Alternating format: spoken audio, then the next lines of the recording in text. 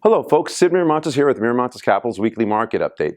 This week in news we have Home Depot and TJ Maxx reporting better than expected sales gains. And the reason why that's significant to you is because analysts had expected sales retail-wise to go into slowdown mode here as we are expecting a slowdown globally. Well, that didn't happen, so now analysts are readjusting their figures and taking another look at where we are as far as retail sales are concerned.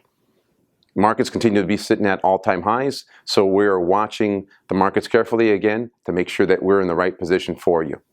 Folks, this week I'd like to cover healthcare costs and long-term care costs. And the reason why these numbers are significant is because, of course, they always factor into what our expenses are and they change as time goes on.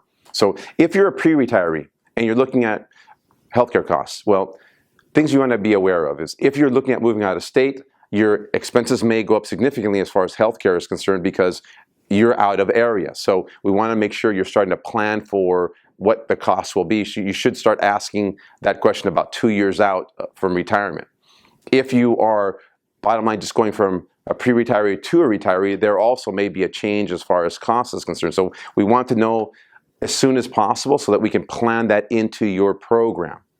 If you're already a retiree, well, you may have already stepped up to a higher cost. So the next number that we have to be concerned about would be 65 years of age. When we're at 65, we have Medicare coming in. So that may benefit us and may lower costs in some cases, or we may get yet another increase. So if you are somewhere in the striking distance of Medicare, if you're 63 years of age or older, you may want to start taking a look at what those numbers are going to be and how it's going to work for you.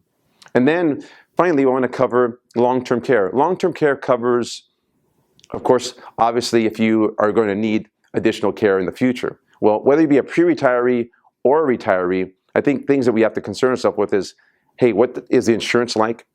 Is it covering $3,000 a month, $5,000 a month in your care? Also, there are other policies where they cover a percentage of your care. And in some cases, they may cover less as you get older. So we want to be very, very careful of what type of insurance you're purchasing there. And then finally, there are also insurance policies on long-term care that you can put a lump sum of dollar amount in, and you don't have to pay any additional premium on a monthly basis. And it has a fixed dollar amount that it covers. So there are significantly more and more choices available than were available before. And that can benefit you greatly. So with those questions, folks, or any other questions on healthcare or long-term care, we look forward to your calls and concerns. Thank you so much for your time.